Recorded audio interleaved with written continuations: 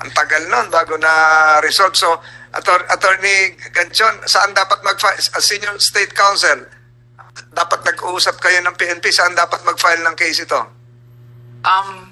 Thank you, Mr. Chair. The DOJ at this point is just waiting for the result of the full investigation of the PCG. And we haven't seen yet, of course, the affidavits mentioned by our PNP, Mr. Chair. But we don't want to state that cases would definitely be filed because we still need to study it, Mr. Chair. But with respect to your question, where can it be filed? The incident happened. My question would lead to your immediate coordination with the Philippine National Police. Yes, So, Mr. Chair. iba yung results ng investigation ng Philippine Coast Guard would lead to another matter. So mas maganda siguro mabigyan natin ng hustisya rin itong mga namatayan without waiting for the results of, for instance, the reply coming from Singapore or from the flag state. Ito, minamatay eh. So siguro hindi na makakapag-intay din. Ito, may bata pang kasama si Miss Eileen Samarita. Kayo po ay biyuda nung isa sa namatay.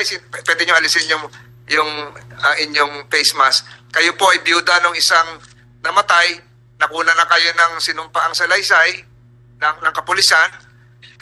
Inaasahan nyo ho siguro na magkaroon na ng hustisya sa pagkamatay ng inyong minamahal sa buhay.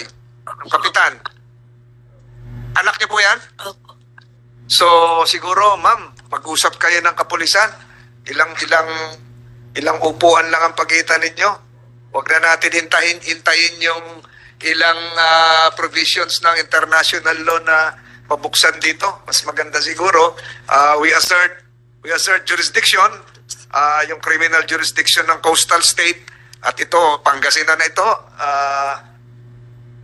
Mr. Chair, just to also inform the body, Mr. Chair, because you need to take into consideration the place of the incident, the location of the incident. Nag-usapan na ho natin ngayon. Maliwanag na ho natin ito. Place in our exclusive economic zone. Correct. And usually, if there is a crime committed there, we usually defer to the flag state actually, based on UNCLOS.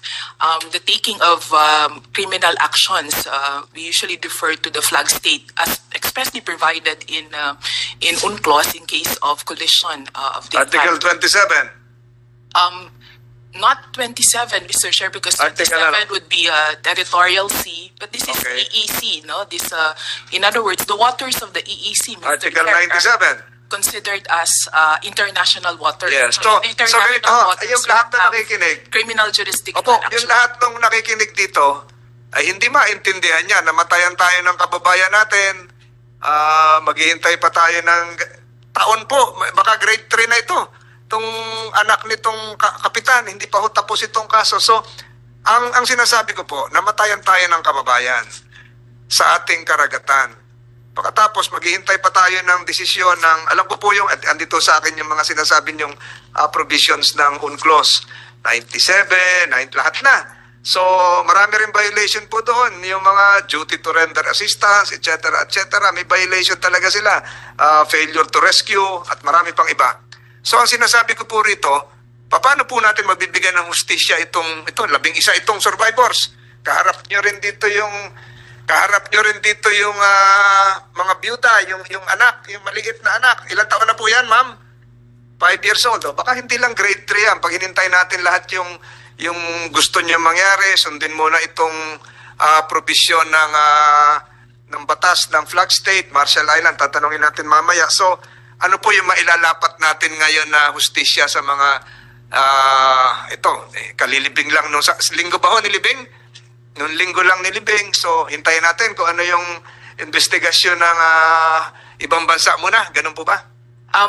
Mr. Chair, we can have other remedies, of course. No, we're just not limited to the filing of criminal proceedings. But of course, we need to comply with the provision of UNCLOS with respect to flag state jurisdiction on crimes committed by the master of the vessel. But we can have other remedies, of course, Mr. Chair. If we look back at what happened to the Reed Bank incident, it can be payment of damages, Mr. Chair. And I know that the oil tanker would have its own insurance that can pay for this, Mr. Chair. So we just need to support any claims for damages. I took note that, for example, apart from the death that was suffered by the master of the vessel and the two crew members, they have also incurred loss of income because the fishes that they caught, they have to throw it away. They have to throw it away. Narinig ko na eh. Yes, I Narinig ko na, kaharap mo sila ngayon, no? Yes, I took notes, Mr. Chair, because this is the first time that I'm Di ba hearing them nagdudugo yung actually. puso mo rin doon?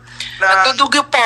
isang linggo sila sa dagat, tapos itatapon lang nila yung Yes, about 50 tatlong kilos, banyera. 60 kilos. No, one service boat can catch 60 kilos of fish, but all of those fishes, they threw them away. Kababayan So natin that's loss of income, Yeah. Mr. Chair. So, And of course, ganito siguro, to abbreviate this, pwede ba kaya, pakatapos ng hearing natin, Department of Justice, Senior State Counsel Preti Gatchon, upuan natin itong 11, pati itong 3 byuda, ano yung may advice nyo sa kanila?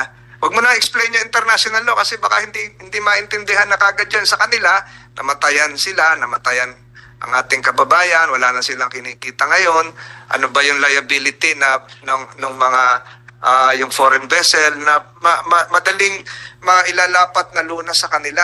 Hindi na siguro ito yung pangmatagalan pa na. Hintayin niyo muna yung resolusyon ng Singapore, ng Marshall Islands, baka grade 5 na ito, wala pang nangyayari. So, ganun lang siguro hinihiling ng committee ito, kausapin niyo sila